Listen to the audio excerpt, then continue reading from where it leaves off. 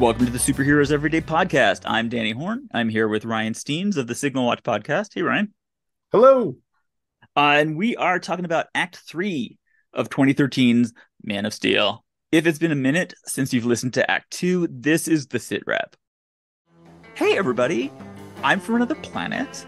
Don't freak out about that. Everything's cool. There's a guy on your world called Kal-El, and we would love it if we could just, connect with him for a minute. I don't want to say I'd be really good at taking over another planet, but I'm better than Zod at it. And then they have a date. It's one of them handcuff dates where you're both in custody. I guess if that's your oh my god, a literary illusion, I've never seen that in a movie before. We managed to retrofit the Phantom projector into a hyperdrive. Okay, you did what?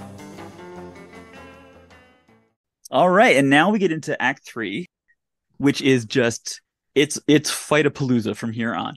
We go to Ma Kent's place, and more black-dressed evil skull people come out, including Feora, the mean lady. That is Feora. I'm going to call her mean lady. Is that okay with you? Yeah. It is, because Feora just feels like a collection of sounds that happens way late in the film. So as far as the audience is concerned, I feel like she's mean lady. Yeah, I mean, so there was no Ursa in the comics. Feora was the Bronze Age introduction to the Phantom Zone criminals. Yeah. She is not given a whole lot to do, this actress. Oh, I think she is. It's just all terrible and stupid. She jumps really high. So this is when you really find out who the mean lady is. They're looking for the craft. They're messing with Martha Kent.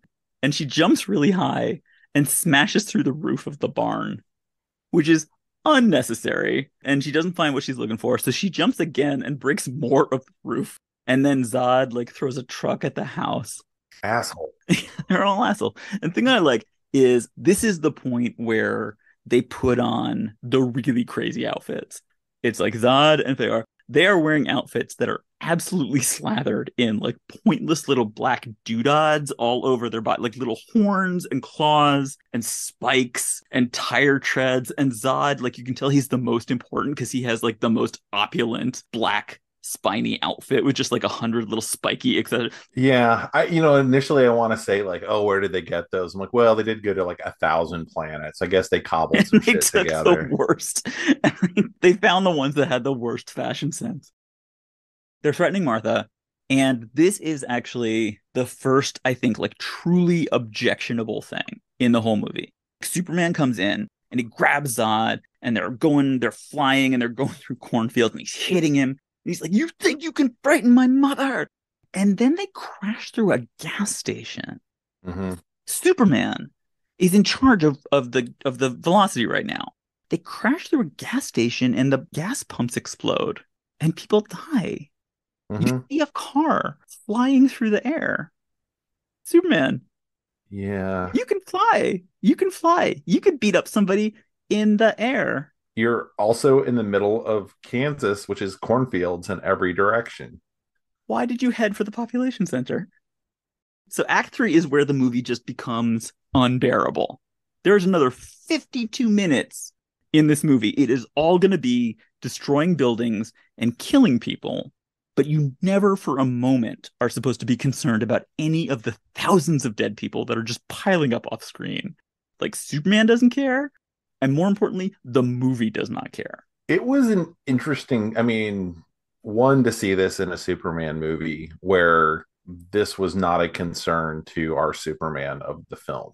And until the final train station thing seems to not care about anybody. Why suddenly those people matter, I don't know.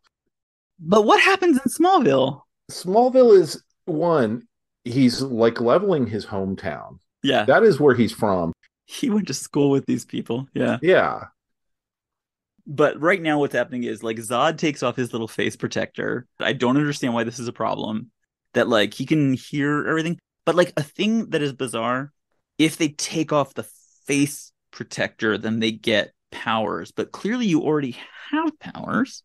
You threw a truck into the house. I don't get it. It doesn't make sense. But he takes out the face protector and it's a problem and he has to go back in the ship and fly away like a little coward. But the mean lady stays. And then there's this really big dude who's completely covered in black spiky armor. I don't know who he is. Technically, I think it's non. Is it might be Jimmy Olsen for all I know. They do not establish No, but I think I remember when they seeing pre-release stuff that it was that supposed to this be is not. Zod, Fiora, and non. I Yeah. don't think they see. Do we see his face? I'm not sure. I don't think so. I It's a don't very remember. weird character. And so then you see people running around yelling, "Get off the streets!" It's typical superhero movie bystanders who are running across the street in both directions rather than away from the scary thing. And then Superman, this is the one moment that he expresses concern where he says, "Get inside, it's not safe." And we see people like running into the barber shop and they lock the door, which we will find out is not sufficient. Useful. Not it is not get inside is not sufficient as a warning. It's like Jonathan Kent going like go under the underpass. And so then Colonel Hardy, another name that you do not know, who is Christopher Maloney from Law and Order, comes in with his fighter jets and says basically just like shoot everything, which they do. Mm-hmm. They shoot up the street with planes. It does not work. And then Non jumps and crashes a fighter jet in the middle of the street. And everything blows up and gets destroyed.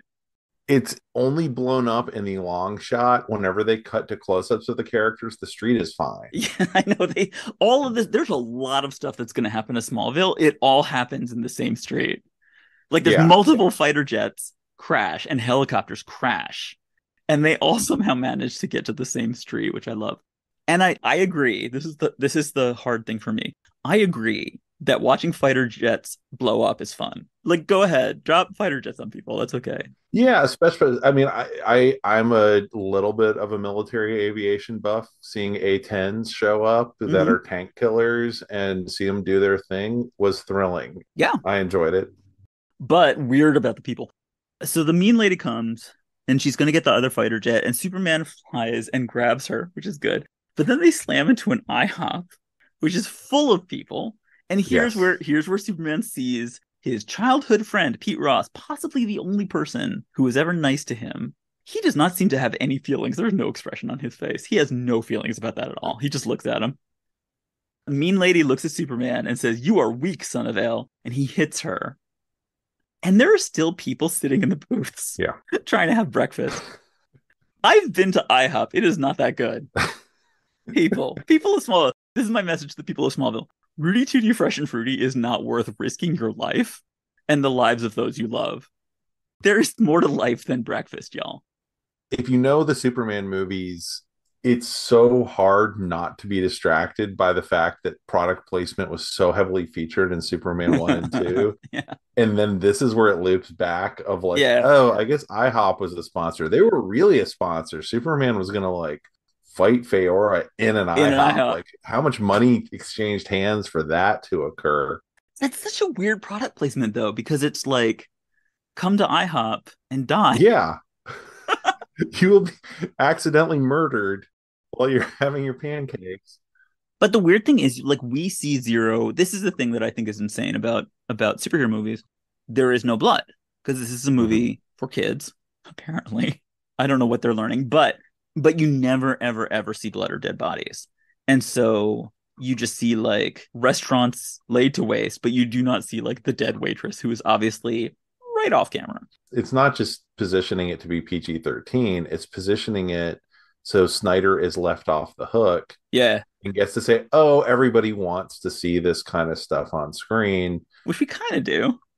A little Well, bit. Not the IHOP. I like the crash fighter jets. I don't actually enjoy the crashed IHOP. yeah, but this is also when we get into the Metropolis stuff. Yeah. The first post 9/11 film that was like, you know what's fun is watching buildings fall down.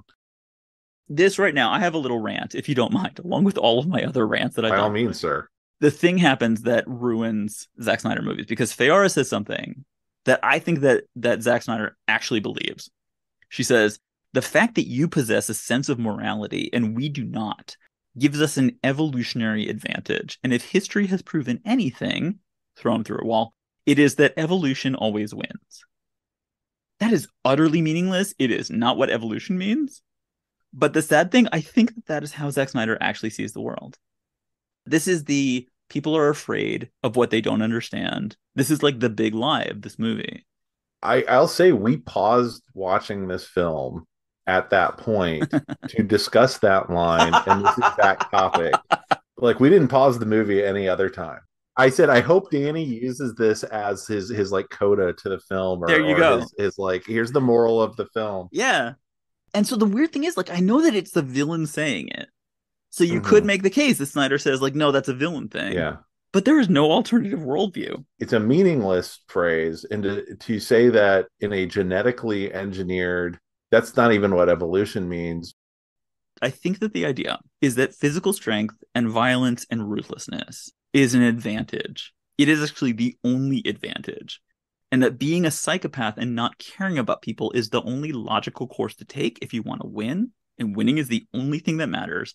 And that is a fact backed up by science because you say the word evolution.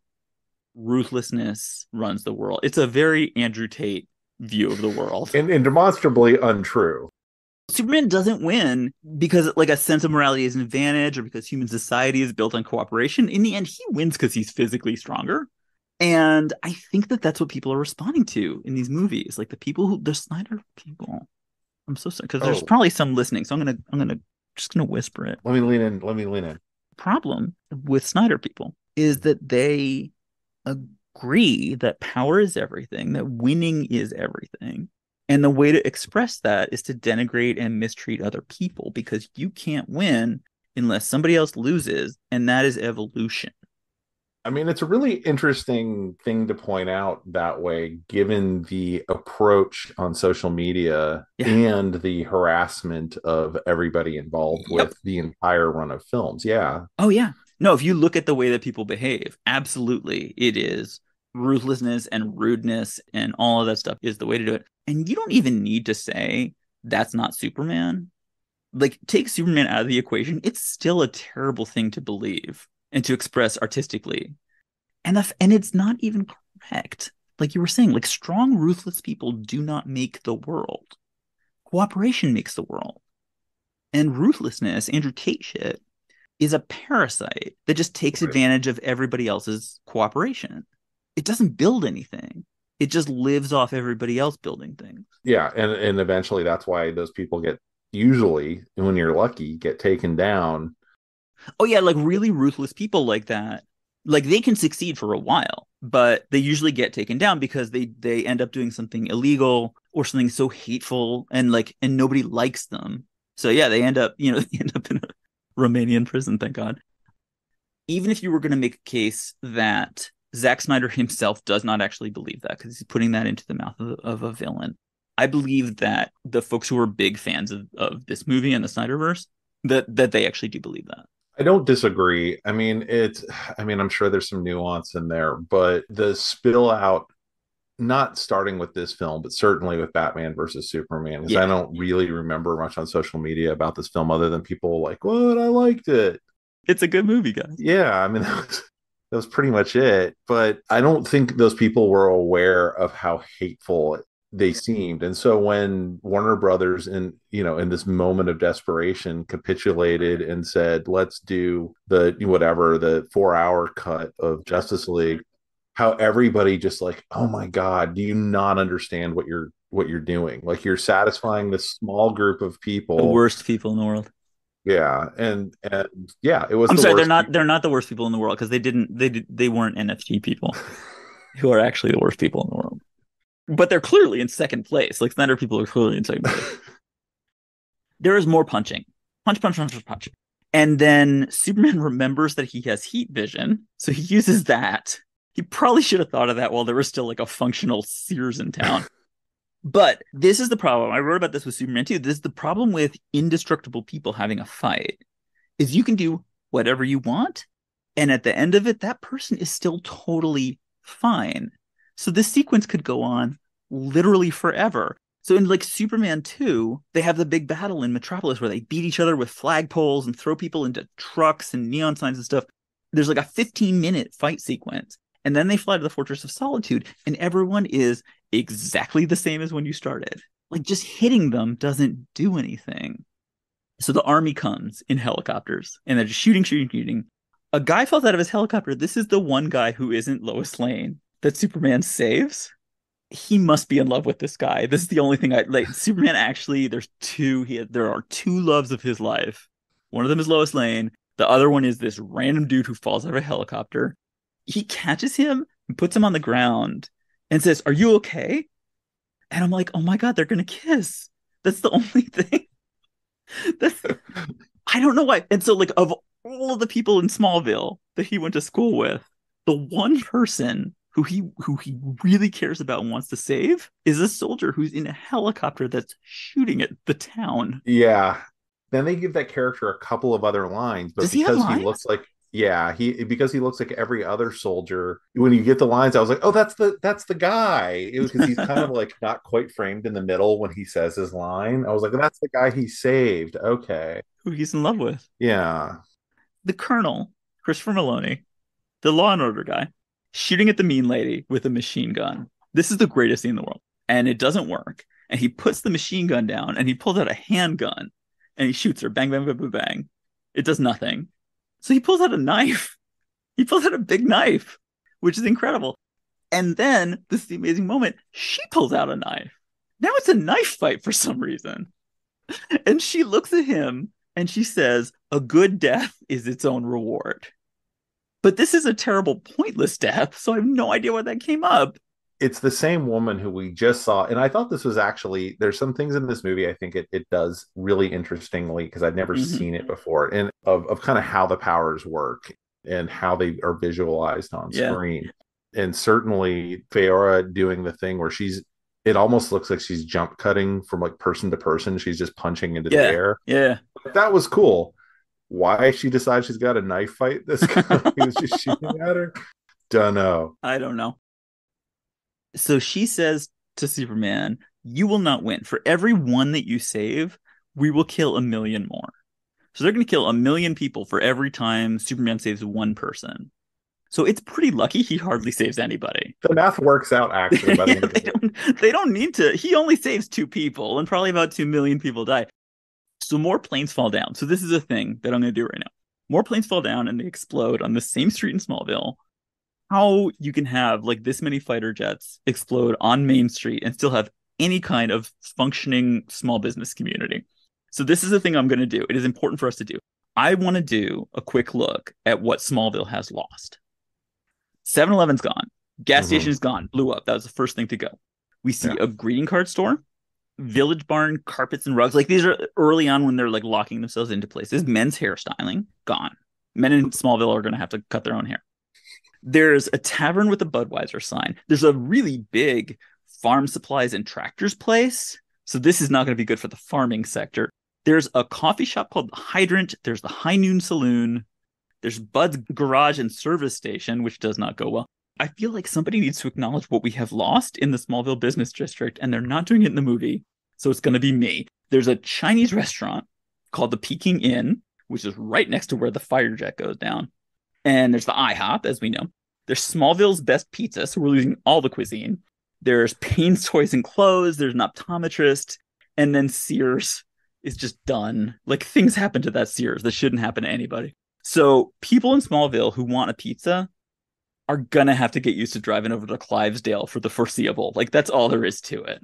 That's my in memoriam Smallville small business. So a lot of this was filmed in Plano, Illinois.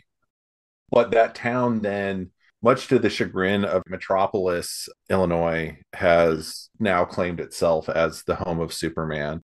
So now I guess there's dueling towns who they're having like their own Superman days. Like they used a real small town with the real whatever. So I actually, I oh, do wonder if the really? places you named like were real places that were like, yeah, cool, we'll be in your movie. I used to know it was a backlot. Mm-mm. They found a real town that was willing to do it. So The mean people like go away for some reason. I don't even remember. But then the magical facial expressions of Henry Cavill, because there's all these army guys who are pointing guns at him as he gets up in the Sears, and he just looks disappointed with them, and he communicates with his pretty face in a way that makes everything okay. He just walks forward, and the music swells. They're all ashamed of themselves, and he does this entirely using his face. And now we have learned an important lesson, which is handsome guy is the hero, dumbasses. Like, how did you miss that? I believe Christopher Maloney then says, "This man is not our enemy." Because look how pretty he is. Yeah, he's cut. He doesn't even have any scratches on him. Jawline. Can't beat that jawline. Mm-mm. And then space and time loses all sense of meaning because they're in Kansas. Yes. And then suddenly everyone's not. That is true. Immediately. That's the sit rep. That is the sit. Well, Zod and his winged monkeys have a staff meeting. And get a load of this. The guy, the weird looking one. Jackson. He's the guy who's wearing black. He says, I've located the codex. It was never in the capsule. Jor-El took the codex. This codex, I don't get it. The DNA of 1 billion people. And then he bonded it with his son's individual cells. All of Krypton's heirs living in one refugee's body. And then they show blood cells. And I don't know what that means. This is where they lose me as an active participant trying to understand this stupid movie. Like, I have no idea what they're doing. So if you start piecing together what I think Jor-El was up to was he wanted his son to have sex with as many women as possible. I agree. To recreate the Kryptonian race. Yeah, we're just going to bone. I don't know because there's no Kryptonian lady waiting for him on the other side. So I guess he was supposed to piece together that he knew he was going to use. All of that data, are they in different cells? Are they all in one? Are they all, like, all of that data is in every cell? Yeah, it's a zip file. Yet again, a Kryptonian outcome. Even Jor-El does something so baffling and unworkable. All right, the ship splits, and now we're in the Air Force room again. And how fast is that bogey moving? They say bogey again. I just needed to mention that. Then we're in the Indian Ocean, which is represented by one person in a canoe with a net. Yes. That's the Indian Ocean. Yep. We don't care about people in the Indian Ocean. No. They don't even care what happens in New York, as we're about to find out. So the ship comes over Metropolis. I do admire the stick-to-itiveness of superhero movie New Yorkers. They're just looking up, fictional New Yorkers looking up at this enormous metal death octopus, which shits fire and destruction. And then buildings start collapsing. So here we are. This is now the real thing. Like, lots of people are like running and falling, and they're trying to get away. And then we see the Daily Planet office where people are just looking out the window. Huh, look at that. Right across the street, buildings falling down. There's a while. This is not even the place where Perry finally says, hey, everybody, let's leave the building. Right. There's like 3 scenes before he sees, like, okay, we got to go. Yeah. Superhero movie New Yorkers. They are made of tough stuff. I will say this. I've been in 2 like legitimate type disaster things. I won't get into it here. People are incredibly stupid in a real crisis. They're incredibly stupid. And to the point of I was going desk to desk convincing people it was time to go to the safe room when I was in a building. We had an emergency. Those people, they must have moved there from Smallville. Those are the IHOP customers who are just like, nothing stops us. Yeah. I mean, I this is a place where now when I watch movies where people are just kind of standing around when there's an emergency, I'm like, That's finally, okay, something realistic. But the boys have a plan. So they are somewhere in the world. And Superman is there, and he's so pretty, and he strides forward. He's super confident. So that means that he's going to say some shit. Whatever he says is going to be a brilliant plan. So he's talking to the general and the science guy with glasses. And he says, the ship is powered by something called a phantom drive. It bends space. Zod's ship uses the same technology. So if we can make the 2 drives collide with one another. And then the science guy says, then a singularity can be created. And the general says, like a black hole. So now everyone believes it, right? Those sentences do not make sense, but this is 3 important men who all agree with each other. And then Christopher Maloney shows up out of nowhere and says, General, that craft maxes out at 17,000 pounds. We can drop it from a C-17. It's a viable plan. And then the general nods and Superman nods. And this is a very masculine moment. We are done here. But then there's Lois, who is kind of standing nearby. She also says something ridiculous. She says, if that thing is making the Earth more like Krypton, won't you be weaker around it? The answer to which is no, obviously. What are you talking about? But she looks really worried. And so therefore that is real. And it's actually a sweet moment. Like she looks at him like she's entirely in love with him. Everyone else is seeing him as a weapon. And Lois is the one who sees him like literally the only human being that he cares about besides the helicopter guy and his mom. And they have like a cute little dating moment. And then just the destruction porn. Buildings are falling down, cars are blown up into the air. Superman goes to the other side of the world where there's another thing that's doing bad stuff in the Indian Ocean.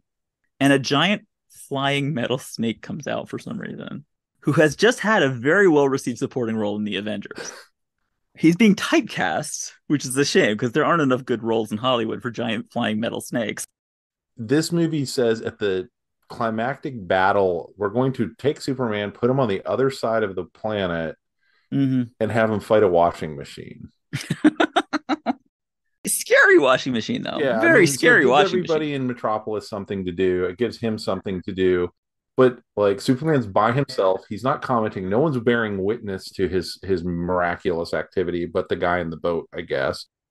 But the thing is that he's trying really hard. Lois has signposted this for us that he is now weaker than usual because it's a gravity engine and he's kind of beaten down by it. But he looks up and he's Superman. It's a very intense look. And he's like, you know what? I'm going to try anyway. And he just flies up and his face is all screwed up and he goes, ah, which is a thing that you do when you're trying extra hard to do something. Like, ah. And you know what, Ryan? If you believe in yourself and you're true to your friends, you can accomplish anything, as every movie has ever taught me. He just has to believe in himself. They're destroying the thing. Perry, this is where Perry finally says, more people in the street. There's chunks of building falling down. There's a missile. They shoot a missile at Metropolis for no reason. And then Perry in the Daily Planet is like, all right, everybody, we're leaving. Like it just occurred to him. Everything is happening to Metropolis. There's another plane that hits the ground and kills a building. And there's a cop. I love this cop so much. Who says, like, everybody this way. Everybody, come on, keep moving. Which is like the spirit of Jonathan Kent.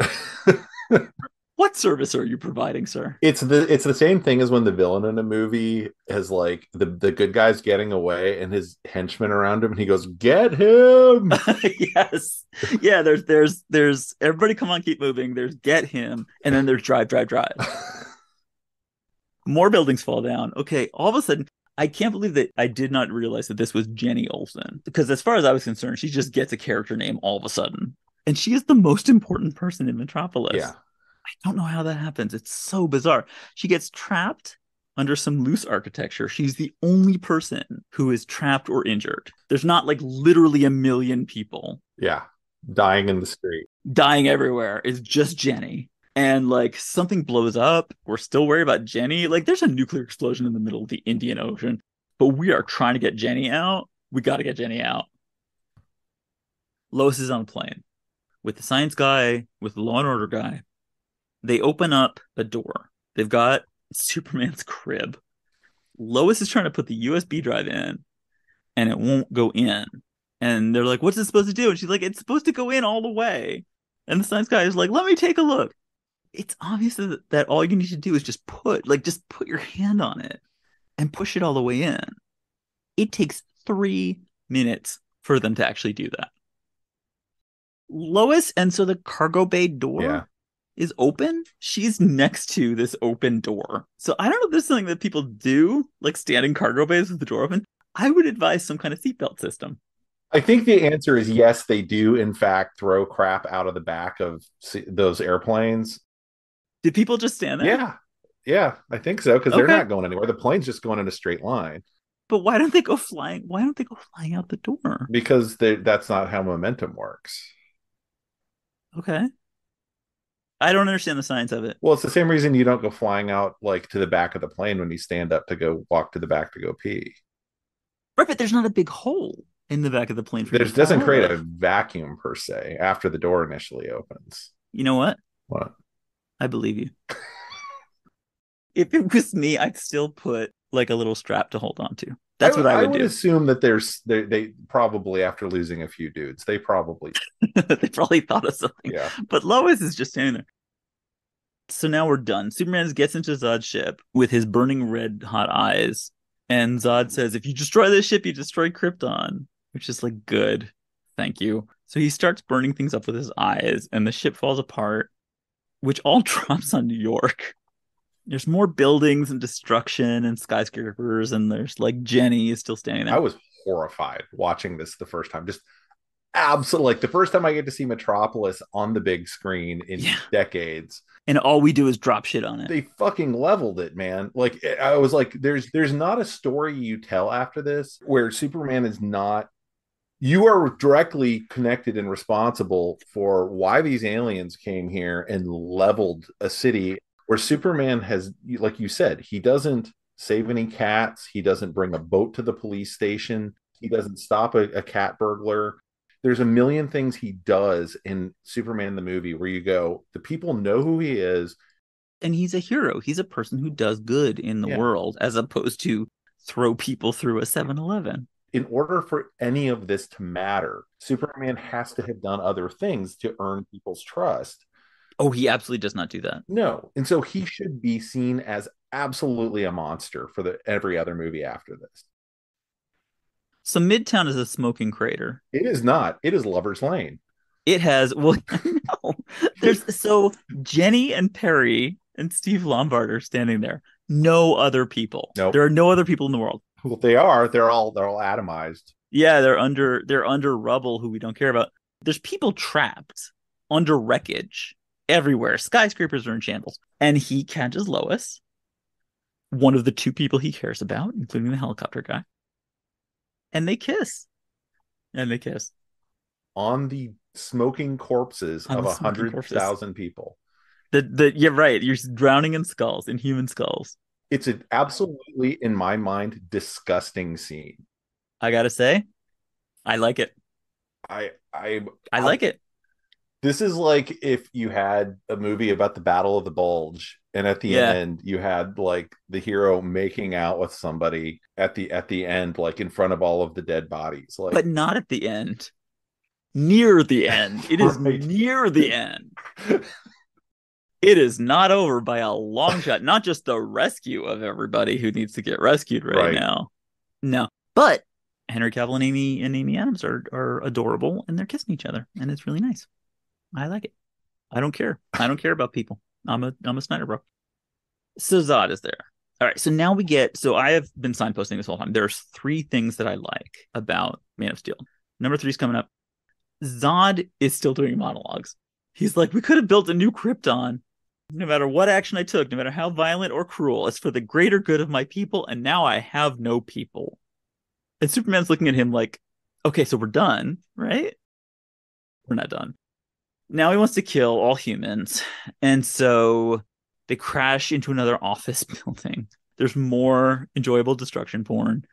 And so I'm watching the movie at this point, and I'm like, God damn it, if there is anybody in Metropolis who is still standing around like a fucking idiot, and right at the moment I was thinking that, there's a shot of people standing on the sidewalk looking up. The people of Metropolis, they really need to learn the concept of away and its importance during times of crisis. What is the matter with you people? They're just like, what? Everything around you has been destroyed, but not you. You're not the Peking Inn in Smallville. I did notice that they pointedly in this, because now is when they start throwing each other through buildings and they want to show them close up. Those buildings are uniformly empty. Yeah, he goes through an office. Never a home, never a condo building. Because everybody in their heart really wants to destroy open plan offices. I'll accept that. That is the dream. That is the dream that Zack Snyder is giving to us. Zod is still doing like furious trash talk, and he takes off his armor. More punching, punch. We are still breaking stuff. Mm-hmm. It has been 25 minutes. So here, right now, this is the number 3 thing that I like about this movie that I think is good, which is that he snaps Zod's neck. It is the best thing in the movie. Besides that Henry Cavill's gorgeous. Absolutely best thing in the movie, he snaps Zod's neck. Because narratively, for the audience's sake, snapping his neck is the only useful thing that he does in the entire movie. And it means that we don't have to watch this endless fight scene anymore. They have made this so inexpressively tedious that by the time we're here, we're like, just shut this guy up. I don't care how you do it. I'm sick of looking at his stupid face.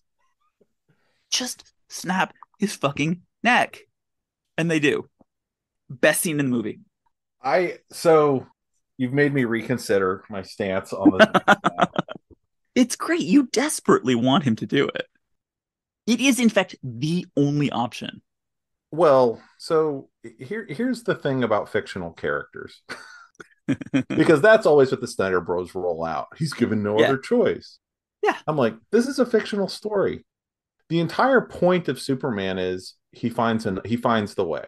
Like he's got all these powers, whatever. But the notion of Superman on his debut, one Mm-hmm. making out with Lois Lane in the ashes of the people of Metropolis, On top of a pile of human skulls. yeah, like then when people finally get a good look at him in public, the first thing he does Yeah. is horrifically snap someone's. I mean, the guy was gonna murder.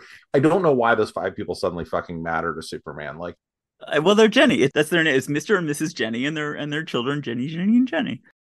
One thing that's great is after he snaps Zod's neck, those people completely disappear. yes, they literally vanish. They turn into like sea monkeys or something. Yeah, They're they're just gone. gone. Now, the thing is, I would say if you're really upset about Superman killing people, another thing Superman doesn't do is wrap somebody's truck around a pole or let his dad die in a tornado. Like that ship has sailed. Yeah, This is the good thing that he does. I was offended by the truck telephone pole thing. yeah. I thought that was terrible. That pisses me off. Letting his dad die in a tornado is the stupidest fucking thing I've ever seen. Him snapping Zod's neck, thank you so much, Superman. I love you. And then Lois is there because Clark is having feelings. She ran like that was clearly all the way across the city, and I know. so there's no Vespa or anything, but she's there. Somehow magically she knows exactly where he is. He's been in space. He was in outer space like 3 minutes ago. Yeah. But she somehow can locate him because he's having a hard day. And that's how important Lois is. And I like that scene too. I like anything that involves Lois. So the argument, for argument's sake, of why people like myself were a little taken aback that Superman murdered the bad guy. Yeah. And I don't think he did. I think that there's definitely an argument for like, look, this guy is not stopping, and it needs to end. And there's no stopping this man. Yeah. He's gonna keep fucking talking. Yeah. The thing that I think a better Superman movie would have done is he says the S stands for hope or whatever, and then proceeds to not demonstrate that in any way, shape, or form for the remainder of the film. Like he just absolutely doesn't. He doesn't save a single goddamn person in Metropolis No. except for Lois and the helicopter. Arguably makes it way worse. Way worse. Okay, so this is the final thing. We're heading towards the end of Act 3. We're almost done. First, Superman like blows up a drone and says, I know you're trying to find out where I hang up my cape, but you won't. The general is there and he says, like, well, how do we know you're not going to act against America's interests? And Superman says, I grew up in Kansas, General. I'm about as American as it gets. And then we see him with his mom at Jonathan's gravesite. Yeah, there's no way they don't know who he is. He's telling them you grew up in Kansas, in Smallville. You've been to my mom's house. Remember how the aliens landed in someone's front yard? Right, exactly. That was my mom. Because Superman was on the other side of the world. Where did Lois tell you go and get that ship? It was at that barn. He tells his mom, I got to find a job where I keep my ear to the ground. It gets worse, where people don't get curious when I go somewhere dangerous. And we're in the Daily Planet. And here's Perry. And he says to Lois, I want you to meet our new stringer. This is Clark Kent. Yeah. And nobody knows who he is. Everybody knows he's Clark Kent. It's the craziest thing in the world. And they keep it going in the second movie, too. It doesn't make sense. It is a movie that doesn't make sense. It's a phenomenally bad movie. But it has Henry Cavill in it. Okay. So this is my challenge. This is going to be my challenge, which I'm not going to live up to in this episode. My challenge for every episode of this show, this is the hero's journey that I need to go on, is to figure out how I'm going to talk about terrible movies. And at the end of the episode, I have some way to close that isn't just snapping the podcast neck and just leaving it there. Because right now the only thing that I have to say as far as superhero movie history is concerned is that then they go and make Batman v Superman, which is Way worse. worse. Thank y'all for listening. Well, I mean, you said you wanted to do this podcast to talk about important moments and All right, so let's do that. Oh, what did I do? Let's talk about why this is a pivotal moment in superhero movie history.